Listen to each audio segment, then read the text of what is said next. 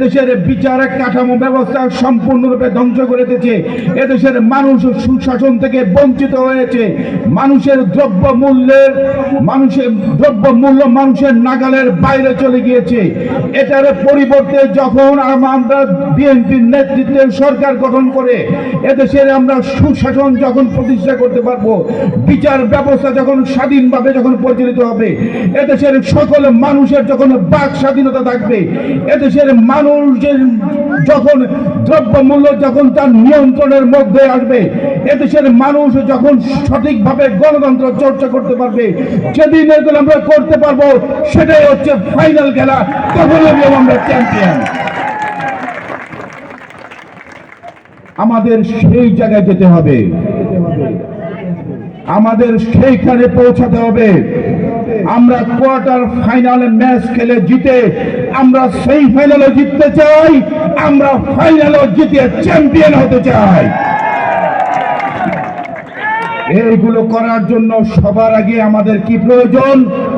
ওই যে প্রথমেই বলেছি, আত্মশুদ্ধি করতে হবে।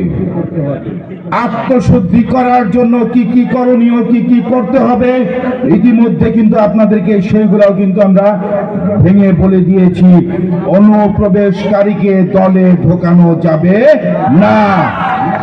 এখনো দেশের এবং দেশের বাইরে থেকে বিএনপি এবং দেশের বিরুদ্ধে নানা রকম ষড়যন্ত্র চালিয়ে যাচ্ছে।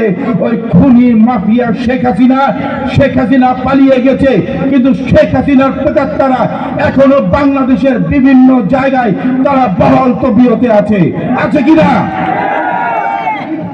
আজকের এই জাতীয়তাবাদী যুবদল খিলক্ষেত থানার 96 নম্বর ওয়ার্ডের কর্মী সভায় আমি তাদেরকে সতর্ক করে দিয়ে বলে যেতে চাই, আওয়ামী লীগের প্রেতাত্মাদেরকে কেউ যদি প্রশ্রয় দেয়, এদেশের জনগণ তাদেরকে রুখে দাঁড়াবে ইনশাআল্লাহ।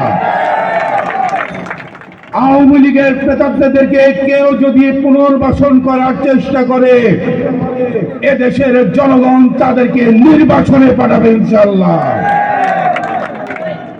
আওয়ামী লীগের প্রেতাত্মাদেরকে যারা নির্বাচনে নিজেরা যারা যেতে না চান, তাদেরকে তারা পুনর্বাসন করবেন না। এদেশের জনগণের বিরুদ্ধে যদি দাঁড়াতে না চান, তাহলে আওয়ামী লীগের প্রেতাত্মাদেরকে পুনর্বহাল করবেন না। হুঁশিয়ারি দিয়ে বলছি, সতর্ক করে দিয়ে বলছি, বাংলাদেশের জাতীয়তাবাদী যুবদল ঢাকা মহানগর উত্তর কখনো অনুপ্রবেশকারীদেরকে কখনো ঠাঁই দিবে না, হাইব্রিডদেরকে কখনো প্রশ্রয় দিবে না। শুধু সেটাই নয়, যাদের মাধ্যমে অনুপ্রবেশকারীরা দলে ঢুকবে, সবার আগে বাংলাদেশ জাতীয়তাবাদী যুবদল ঢাকা মহানগর উত্তর তার বিরুদ্ধে সাংগঠনিক ব্যবস্থা নেবে।